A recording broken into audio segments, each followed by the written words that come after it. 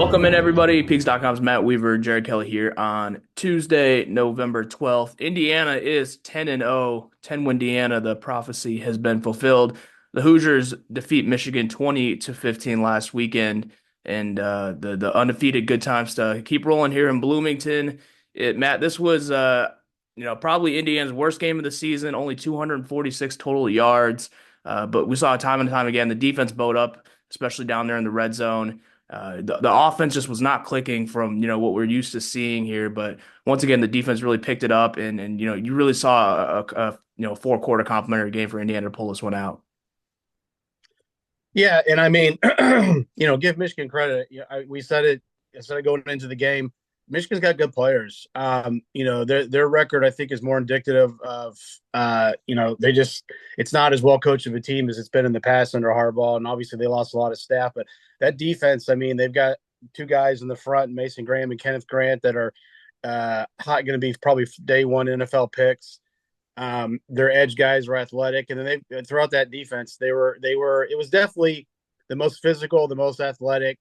Um, you know, as far and then length, they had length too of all the defenses they faced. It was the best one they faced, in my opinion, at least from a talent standpoint. Um, but yeah, it was a rough game. In the first half you scored 17. You barely did anything in the second half. Obviously, that field goal was huge there late in the game, but you got to win. It kind of reminds me of the week after Nebraska played Indiana and lost 56-7. They go to Columbus, and Ohio State struggled really to put them away. I think it was like 21-17, had less than 300 yards of total offense, and just kind of played a sloppy game. It's not the prettiest win, but they count. I'm wondering if the narrative after the Ohio State Nebraska game is different than what the narrative was, because I keep hearing ugly win, ugly win. Well, that's true, but it's still a win, and you beat a team that's got some good players. So it is what it is. You're 10-0. That's the most important thing, and you got 2 weeks to get ready for obviously a huge game in Columbus. Yeah, and we knew most likely this season that Indiana was not going to keep blowing every team out, and this Michigan game, and we were, we'll be the first to admit, we predicted, a pretty big, two-score, three-score win for Indiana last week before this game. But a game like this was bound to come eventually at some point where, the offense really struggled to click. And I'm sure there's going to be a game this season where the defense isn't playing as well either. But for Indiana to continue to, just show that resiliency late in the fourth quarter there, you only hold Michigan to a couple field goals when they could have scored and they were driving. That was huge. You got some really good special teams plays again. Nico Radicic was nails there in the fourth quarter to kick those two field goal or the one field goal to eventually seal the game there. A game like this, and we keep saying this, right? We said it after Maryland, we said it after Michigan State, Northwestern. We want to see Indiana tested. Not that it would be great if Indiana blew everybody out, but you also need games like this that you can build off of and say, okay, you know what, we won the game, but there's still a ton to work on, especially with Ohio State coming up. Yeah, absolutely. Because I mean, you hope you feel like that they could be in a similar type game at Ohio State. I know it's, I think I don't know if it came. I think somebody posted on the board. Ohio State's like 9.5. So around about a touchdown and a half, almost double digit favorite.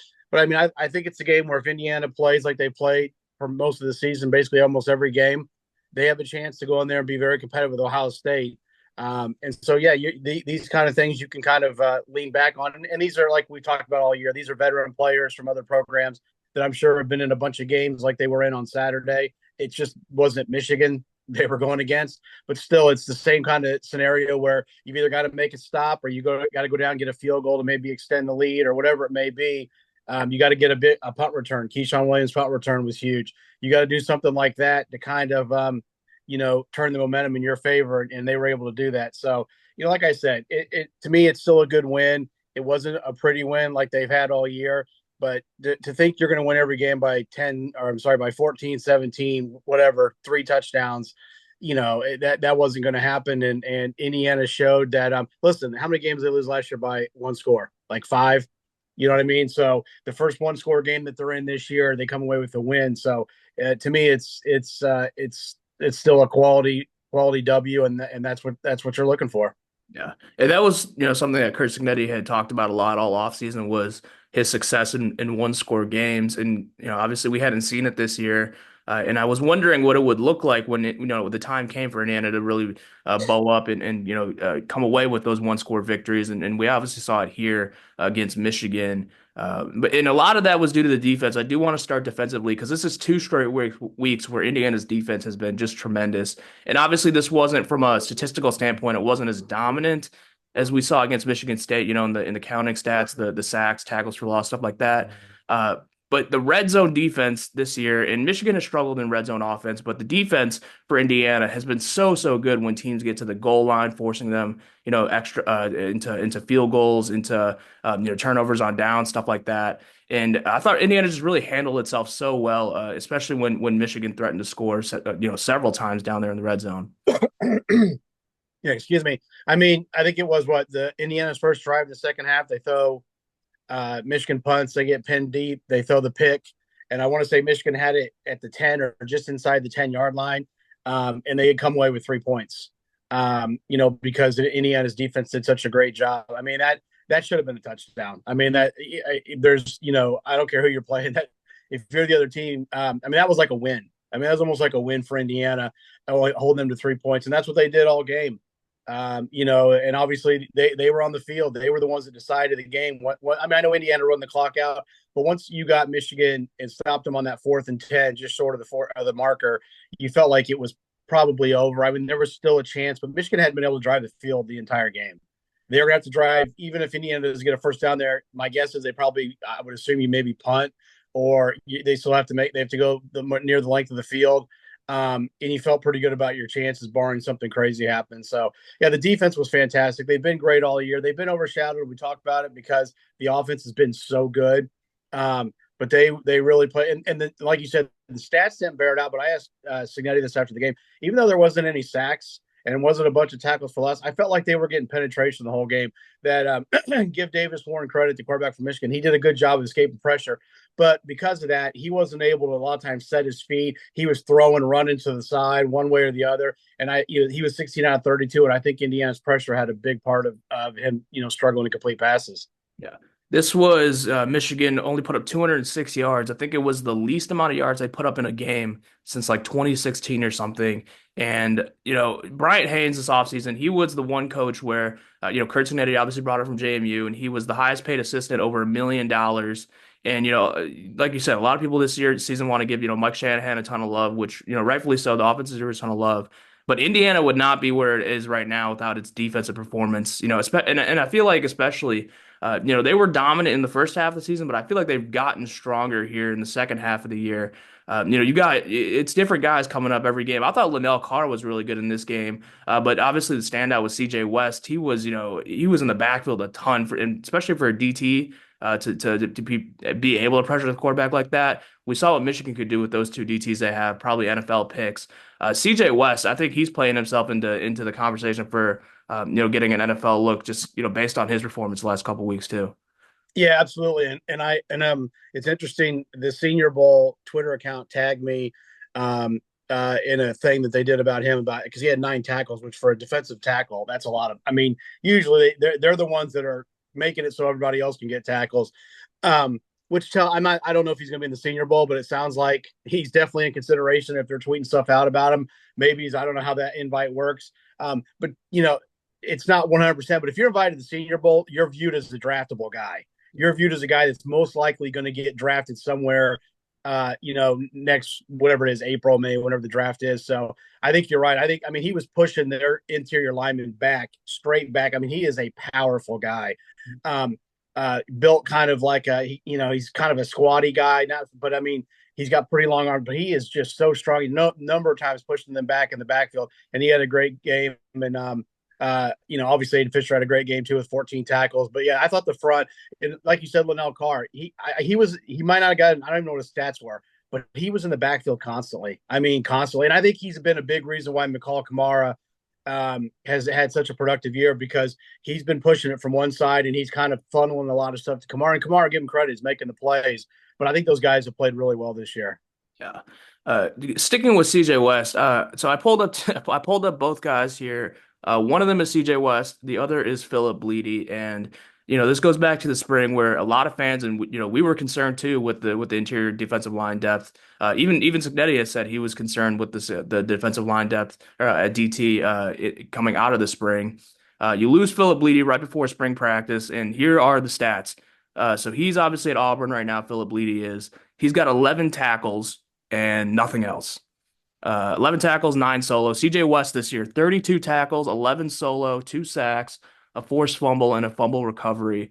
And like I said, we were very concerned about this defensive line coming into this season. But if Philip Bleedy doesn't leave in the spring, you're not bringing in CJ West, and this guy has been just an anchor right there in the middle of the defensive line. And he's more than just that big nose tackle that's going to stuff up the run game. And he's really shown it these last few games where he can get to the quarterback. And he was all over the field. I remember there was like one screen pass that Michigan threw, and he went from the middle of the field all the way to the sideline and ran him down for a tackle. And guys like that have been just so central to what Indy has been able to do defensively this season. Yeah, and just for fun, I looked it up on PFF. Philip Bleedy, I think they played 9 games.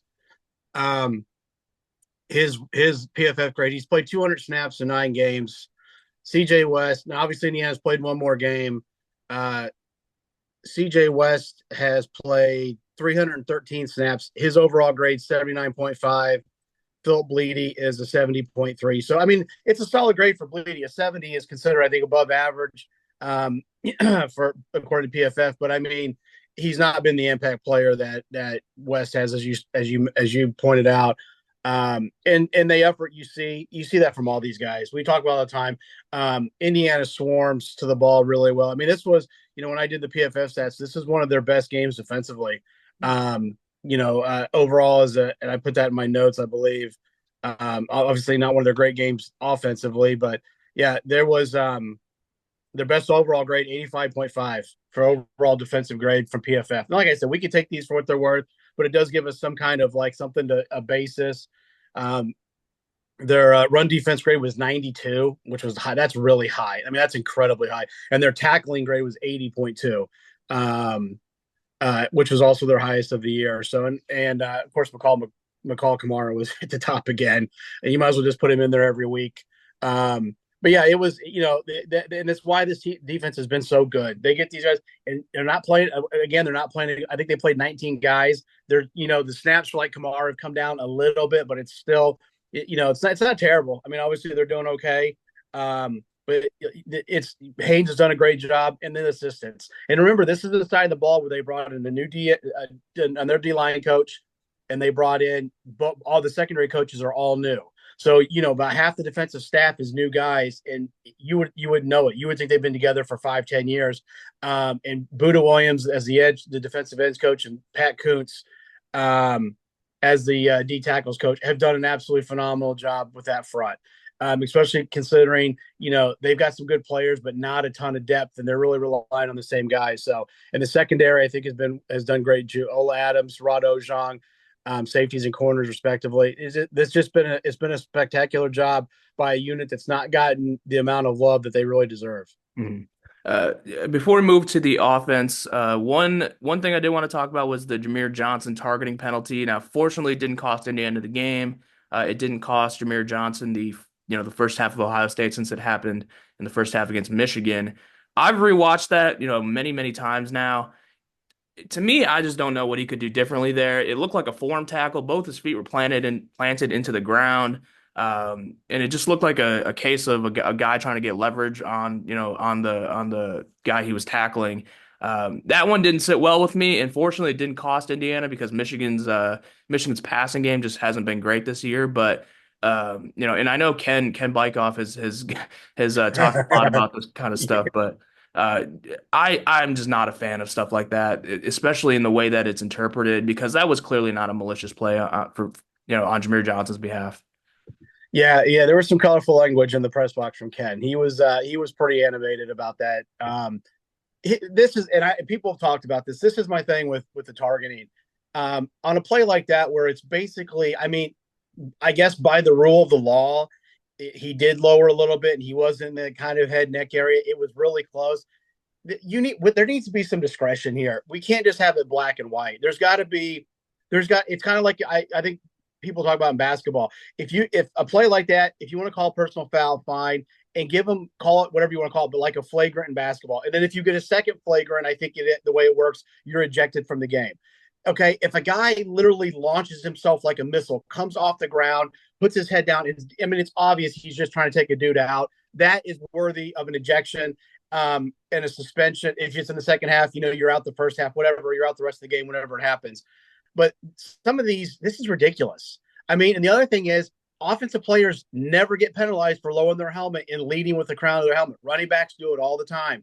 It happens all the time. When quarterbacks go to, and I don't understand what you're supposed to do when the quarterback's run and you're going to tackle him. You go to tackle him, and as you're going to tackle him, he slides down like like a baseball player almost slide into second base. He's kind of on his butt, on his legs, and your helmet's hit. I don't understand what you can't stop your tackling for him in midair, or not midair, but kind of midway through there, so halfway to the offensive player. I just think you need to look it over.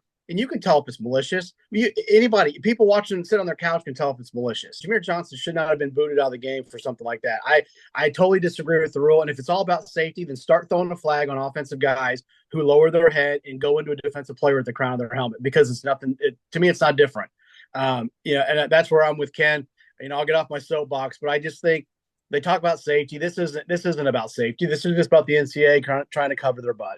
No, yeah, I mean, fortunately, it didn't cost Indiana in this game, but to lose your, one of your top cornerbacks to hit like that, that obviously wasn't, with any dangerous intent. That would have been just a huge blow if that cost Indiana. So luckily, it did not, and Indiana pulls out the win. Let's go offensively here, Matt. Curtis Rourke. This is his second game back from the thumb injury, which I think a lot of people kind of glossed over, especially on the broadcast. I don't think they really mentioned that much. If maybe one time at the beginning of the game, the thumb injury, but Curtis Rourke. This was probably his shakiest game of the year. He played well for about a quarter and a half. Maybe you could say the first half in its entirety, but the second half, the offense was just super bogged down. We do need to talk about the offensive line, which we will get to, but Curtis Rourke, he was running for his life in this game. He took 4 sacks in this game. He didn't have a whole ton of time to stand in the pocket. That one interception he threw was a really bad decision on his part. He'll probably admit that too. Again, for as good as it was to see Indiana pull out a game like this, I think it was good also for Curtis Rourke to see, some struggles, some areas where he can improve, because he's, and I still think he's a Heisman candidate, but for as much as, Indiana's offense has gotten love this season, there are still obviously rooms for improvement, and the Michigan game kind of showed that too. Yeah, and it's interesting. Once again, take it for what it's worth. It was not his lowest graded game by PFF. In fact, FIU was his lowest at 62.7, and the Maryland game at 63.3. And I think obviously some of that is because he threw the interceptions against Maryland. But I would argue overall, the Maryland game was better than this one. Now, in fairness, he did not have time to really go through progressions, especially in the second half. Michigan was doing a good job. Looked like they were stunning a lot. And I think whatever, and everybody's going to be like, well, it's because of Drew Evans. It wasn't just because of Drew Evans. A lot of guys struggled in that game. I mean, Carter Smith was giving up pressure off the edge. That's not because of Tyler Stevens being out there. Trey Wettig was giving up some pressure.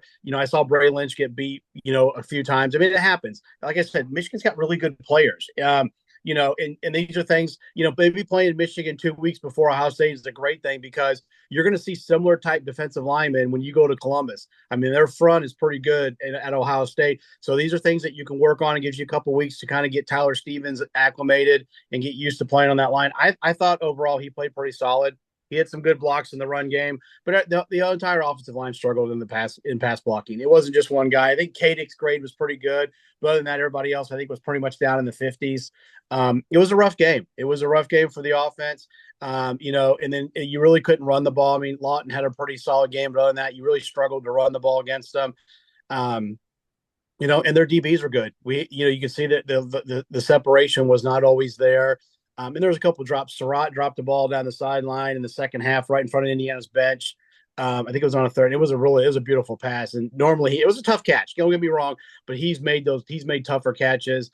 And I thought there was another drop in there. I can't remember who it was, but yeah, I thought it was Rourke's worst game of the season. PFF doesn't agree, but I thought it was, and I thought some of it was not all on him. That interception, that was as bad as that might have been his worst throw of the season. Yeah. Because at least the one against Maryland, you're going deep. Like it's a little bit tougher because you're throwing the ball downfield. Maybe you don't see that safety coming over, but like he stared down that receiver. It was to Surratt. He stared down that receiver from the minute the ball was snapped into his hands. And they jumped it. The guy jumped it. He saw it. He read his eyes and he jumped the route. But he's been great. And I think when he did have time to throw, he threw some good balls. They just struggled, and that's the biggest concern going to Ohio State is, can you protect Rourke? Because if you can protect Rourke, he'll find the open receiver. But he's got to have more time than he had, especially in the second half against Michigan. Yeah. And, Drew Evans went down. We don't know exactly which day in practice, but he went down midweek last week in practice. So, and it's not like Tyler Stevens hasn't been getting reps, but it's different when you have to change a guy out. I think somebody said that Fisher said it might have been on Thursday. I didn't hear it, but I think he might have said on the radio on Thursday. So that's pretty late in the week. Especially let's say it happened midway or late through practice, you're not practicing on Friday. It's a walkthrough. So Stevens probably got very few reps at left guard last week in practice. Yeah. Yeah. So it's really, especially with Michigan's interior, how good their front is. It was asking a lot for him to step in and be as cohesive with the rest of the line as Drew Evans was. So kind of give him a pass there, but he's gonna have to really step it up against Ohio State against that front because we know how dangerous they are. And the one other part of the blocking too is Indiana's running backs have been really good in pass protection this year. And Justice Ellison, he went down in the first half. He came back in the second half, but he really was limited just based on the amount of carries and snaps he got. And to not have a guy like Justice Ellison, who is Indiana's best pass protector, out of the backfield, I went back and watched this game, and you saw a couple times where Tyson Lawton, Kalon Black, they just got blown up on those trying to pick up blitzes. So you really need a guy like Ellison back there to really help you. And I thought Michigan did a good job of kind of identifying those little weaknesses in Indiana. From a blocking standpoint, they sent a lot of blitzes, a lot of twists, a lot of things up the middle that, forcing Indiana's running backs to really come up and make a block. And that's kind of the part of the reason too why you saw Curtis Rourke under so much pressure was, Michigan threw a lot of things that Indiana probably hadn't seen this season. But you still won the game. It's better to learn from this now with a win than a loss. On the pass blocking, it doesn't have a pass blocking grade for Justin Ellison. I could have swore he was out, but maybe he didn't. Tyson Lawton was 22.4, and he pass blocked on they have him for 5 pass blocking attempts. Kalon Black was only out there for 5 snaps, 1 pass block. He was 0.0. So whatever play he was in on when he pass blocked, he obviously whiffed big time. And like I said, they don't have a pass blocking grade for Justice Ellison, which is surprising. I would think they have him out there for 0 pass blocking snaps. But anyway, yeah, you're right. That's been that part of the offensive blocking scheme. The running backs has been stellar in pass blocking all year. Saturday was definitely not their best effort. And like I said, you got 2 weeks to learn from it. Watch the tape, get better, because obviously they're going to have to be a lot better when they go to Columbus, or it's going to be rough. Yeah. Going over to the receiver room here, this was just a very uncharacteristic game, especially for Elijah Surratt, who's been so sure-handed this season. I don't think he had a drop maybe coming into this game, maybe 1 drop. We saw that in the fourth quarter, Indiana was driving. I think he was at like the 5-yard line, maybe. Ball was right into his hands. Perfect throw from Curtis Rourke, and he just dropped it. There's another one. I think in the third quarter, maybe where he dropped it as well. This was a very uncharacteristic game from him, and obviously they connected on the one deep shot early in the first half. But for a guy like that, it just shows that he's kind of vulnerable as well. Maybe there's a little nerves there playing in that, and playing in that kind of environment. I'd like to think there aren't for a guy who's that old and played that much football, but. For a guy like that too, it's you can learn from stuff like that. It just shows that he's vulnerable, and there's still stuff to work on at this point in the year for him too. Yeah, and again, for what it's worth, it was his lowest PFF grade of the season. The only one was lower was game 1, where he didn't really do much against FIU, and then obviously he took off after that. The other guy, and I don't want to make too much of this because it's just he's been really good this year. But Miles Cross, according to PFF, really had a rough game. He was 50.4, and it's the second week in a row he's been at 50.4. For a guy who's been really pretty good, in the third week he's been in the 50s overall. And to me, he's a big part of the passing game. And I'm not saying they're not trying to include him, but he's a guy that I think, maybe I'm not saying you force it to him, but you really try to get him going when you get to go to Ohio State because he's just such a good player. And some of it is, like I said, they're deep at receiver, even with the losses, they're still deep there. Um, hopefully Miles Price will be okay. He walked off the field. I know you weren't there, but he gave the thumbs up because some people were like, "What if it's a shoulder?" He raised both arms at one point. If it was a collarbone or shoulder, there's no way you're raising your arms. I think he got his bell rung. That's what it looked like on the replay. So and if it is a concussion type deal, he's got 2 weeks. You would think he'd be okay for Ohio State, but yeah, it was an uncharacteristic game for Surratt. And some of it may be, I mean, listen, this is, like I said, I think on paper, this is the most talented defense they faced all year. And you're going to face another one in 2 weeks. In Ohio State, they're going to have similar type athletes on that defense in the secondary all over the field. So this was a good warm up. But I know Michigan's record's not great. A lot of that's because of their offense. And I think a lot of it's because the coaching's just not been as good for them this year. They're better than a 5-5 team for sure. But I think Surratt will bounce back. I think all these guys will bounce back. I think they'll be ready to go. It's once again it'll come down to can the O line hold up against that defensive front when they play the Buckeyes. Yeah. And going back to Miles Cross too, just one note, he didn't have a single target in this game. So, that's part of the, what you were saying as well. Just kind of, get him the ball, get him into a rhythm and, kind of work him into the game more, especially if Miles Price is out of that Ohio State game. We'll see obviously on his status, but if Price is out, it'll be probably Keyshawn Williams in the slot. He had a great game against Michigan. But then you're down, one of your top receivers in Price. So, yeah, working Cross into to the game plan a little bit more would be good to see, especially with the struggles that some of the receivers had against Michigan as well. Let's talk about special teams just a little bit here, Matt, before we move on. Nico Radicic, we didn't, he hasn't had a whole ton of opportunities to kick field goals this year, but he was stone cold solid in this game. Just, big kick after big kick. James Evans, he had one, I think, in the third quarter that bounced, that took a really bad bounce. But still averaged 41 yards per kick. The coverage units did really good. Keyshawn Williams obviously had the one big punt return. Special teams once again continues to come up huge for Indiana. Yeah, Radicic's has been terrific. And kick the I don't know if it was 41 yards, one of his kicks. I don't know if that's the long for the season. It might be. I'm not sure. Yeah, I think it is. Okay. And he looks like he's got plenty of leg. I mean, it'll be interesting. Especially if you got to kick a 45, 46, 47-yard field goal, maybe even closer to 50. If they run him out there at Ohio State, we haven't seen it. We've talked about it all year. If we'll see it. Evans has been pretty good. He did have that one punt where Indiana was backed up a little bit, and it looked like he shanked it. I mean, it just looked like it came off his foot poorly. I don't know if he rushed it, whatever, what it was, but it not only was it a poor punt, and then it kicked.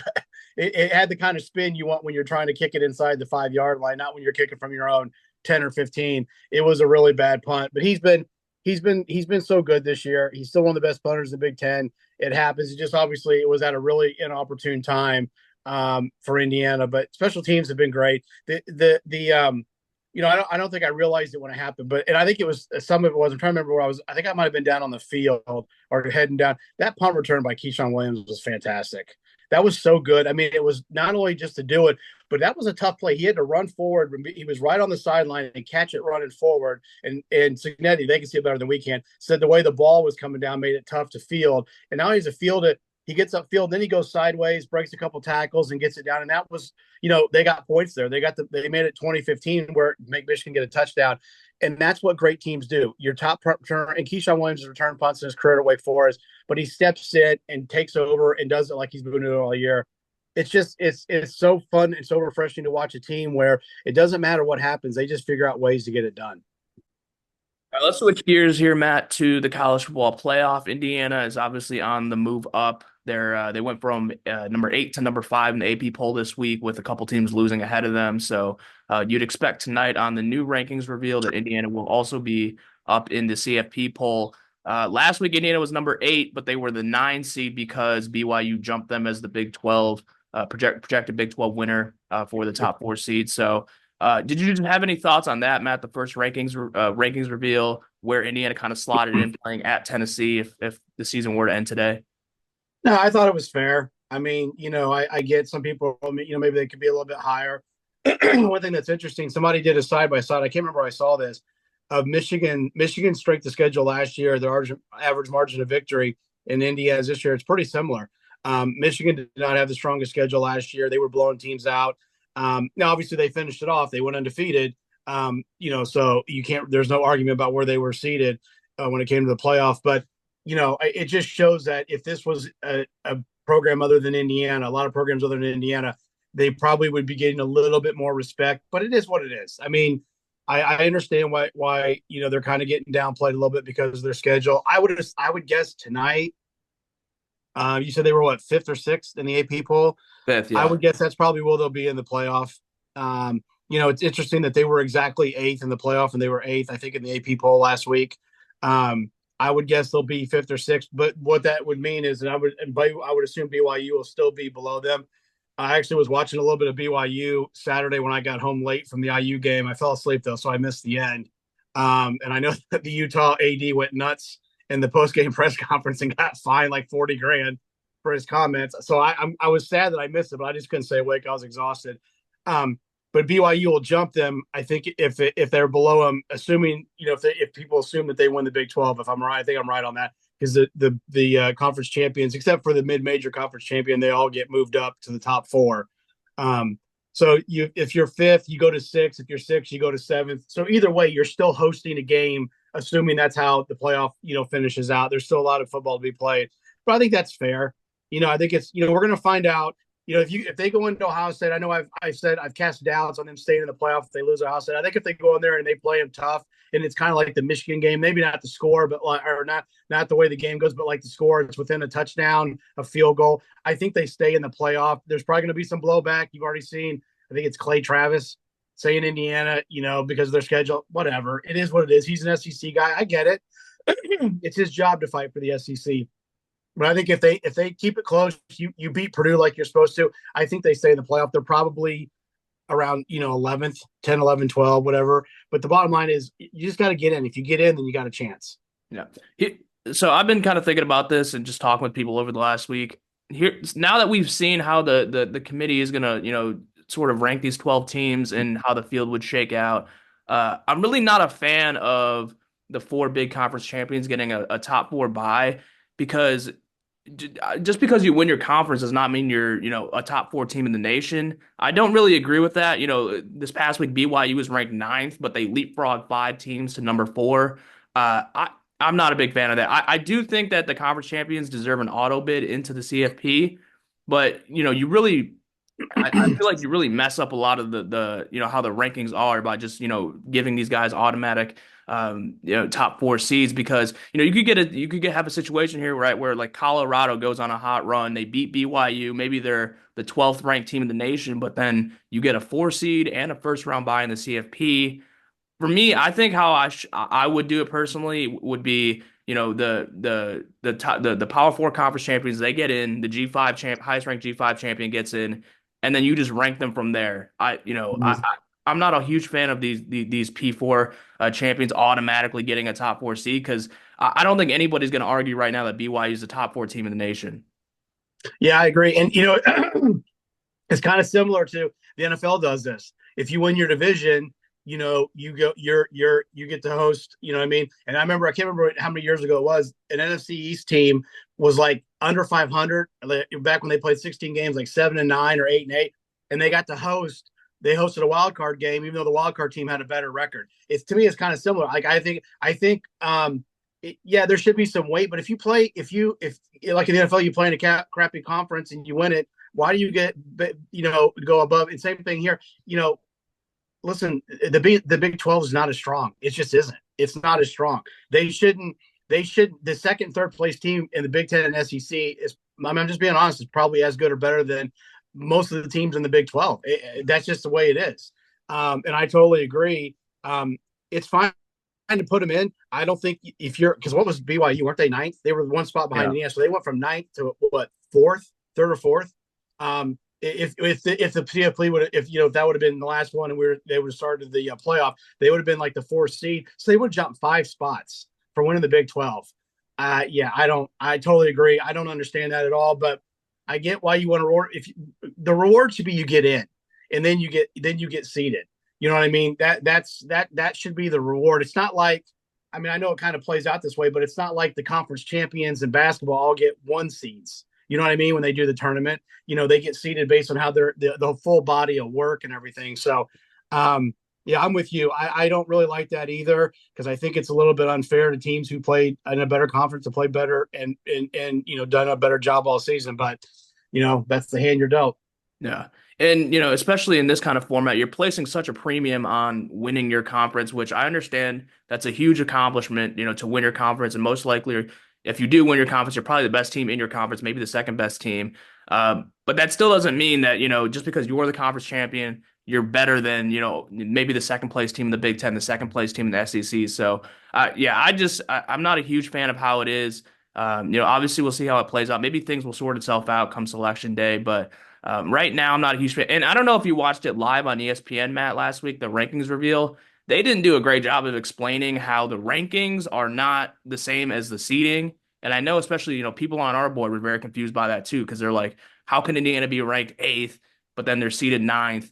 And that's the difference between a home game and an away game, right? Yeah. Where, if you're the eight seed, you're getting a home game. If you're a nine seed, you're not. So I don't think ESPN did a great job of explaining it. And I don't think the CFP did a great job of sort of formatting it in a way that's the most fair for these teams. Yeah, I did watch it live. I watched the entire show. And they did mention it, but it didn't, and the reason why I knew about it is I just read about it. Like No. before the show started, I spent like 30, 45 minutes before the show just reading because quite honestly, it's new for everybody. And I haven't done any research on it because while I thought Indiana would have a good season this year, I didn't think we'd be talking about them in the college football playoff going into week 10, week 11, whatever it is of the season. So I had to kind of educate myself and see where obviously the group of five guys not going to jump up into the top four. They're in, but they don't really move up. But yeah, if you're like BYU, and they went out and win the Big 12, they're going to go even if they're seeded eighth or ninth, they're going into the top four. And they're going to host a game. So yeah, they did not explain it real well. I knew it because I read about it beforehand. Otherwise, I've been like the people on our board. I'd have been like, why do they get to move up? And you're right, that was a difference. If you're an 8 team and you get bumped down because somebody who's 2 or 3 seeds below you moves up, you just lost a home game. I mean, that's a big deal. That's a really big deal. And I'm gonna tell you right now, if that 8 team is an SEC team and they get bumped down because BYU goes up ahead of them, you wait and see if they try to get that changed. There's going to be a lot of pissing and moaning coming from the Southeastern Conference. Yeah, yeah. I can only imagine.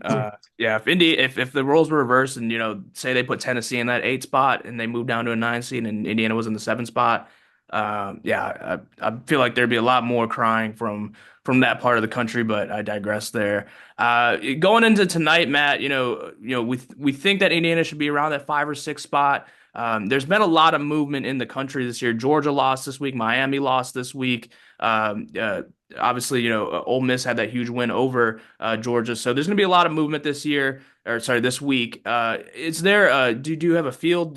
At least at this point, do you feel comfortable that Indiana is going to be in the CFP, even if Indiana does lose to Ohio State? Yeah, I mean, I think the one thing is if you go there and you get your doors blown off. Yeah. I mean, if it's like 41-10 or something like that, and you just, because, according to the rankings and how teams are playing this year, this is your first game against, and I think Nebraska was ranked when Indiana played them. But basically, Ohio State's the only team on your schedule that's been ranked pretty much the entire year.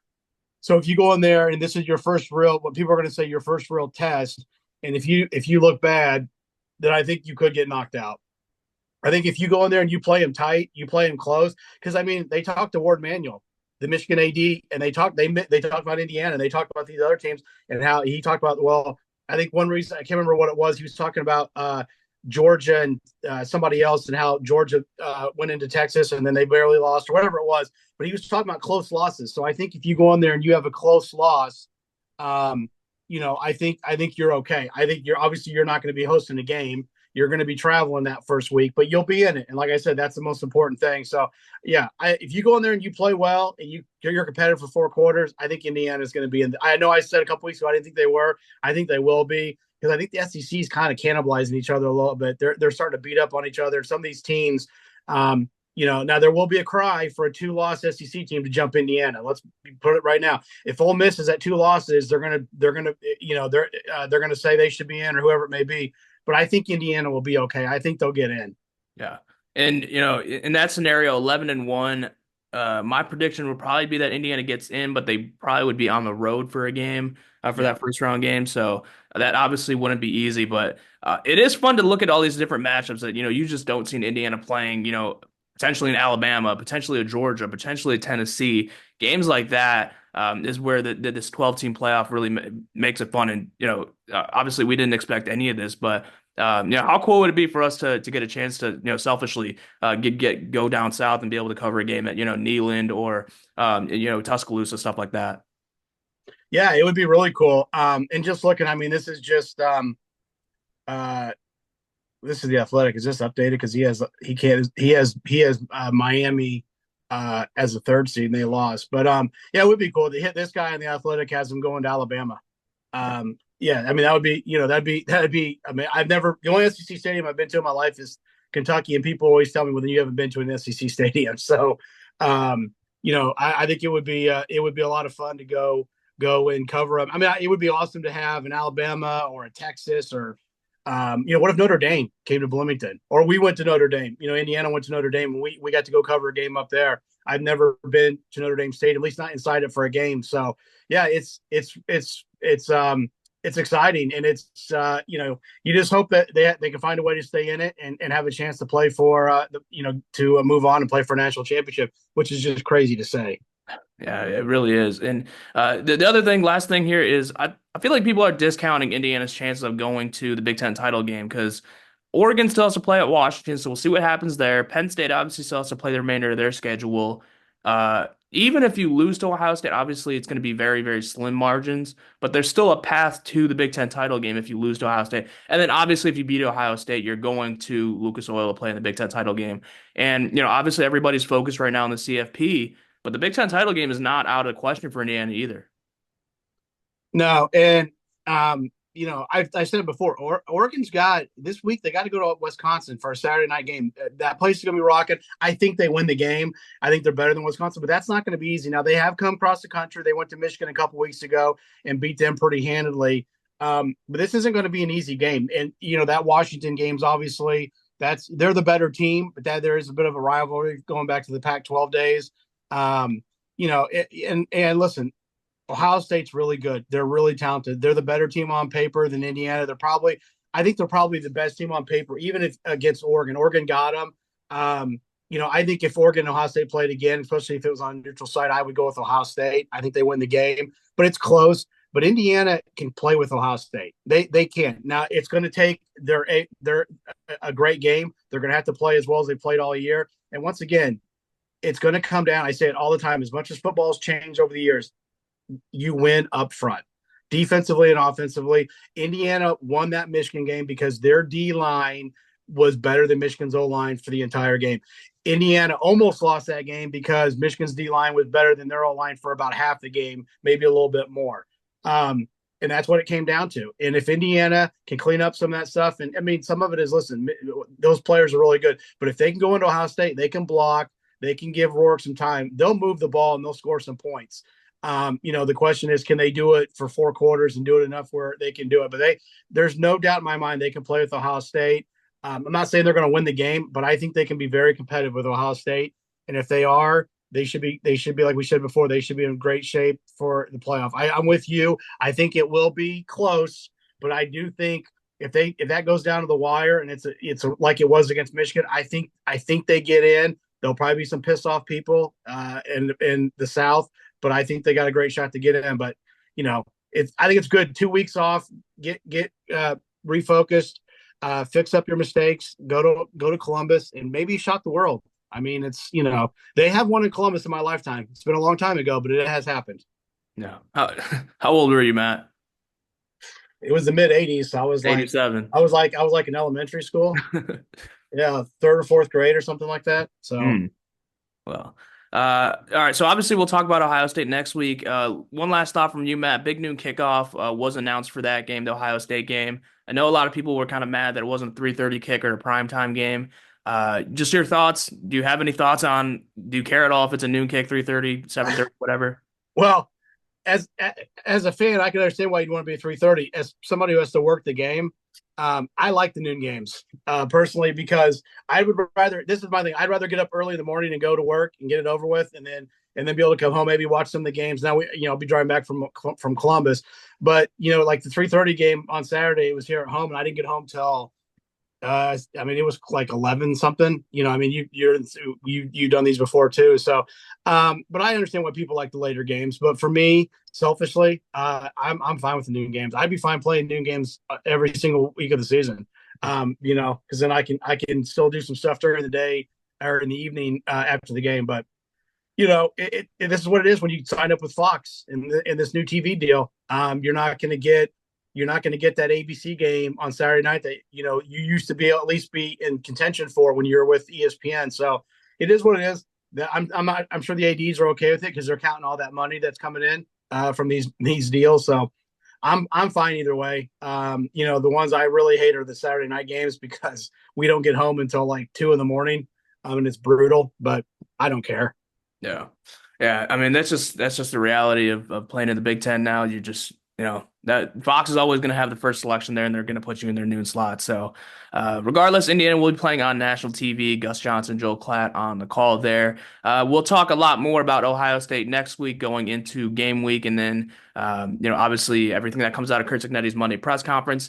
We are also planning to do a mailbag, the final mailbag of this season because of the bye week. So we'll put a thread up on the board. You guys can ask us questions, and we'll get to them in next week's podcast. But for this week, Indiana is 10-0, winners 20-15 over Michigan. The Hoosiers are rolling. We'll see where they land in the college football playoff rankings tonight. And obviously, if you guys listen to this tomorrow on Wednesday, you guys will already know where Indiana landed. So. But we'll have much more to come on the site. Matt, thanks for joining me as always this week, and we'll see you folks over on Peegs.com.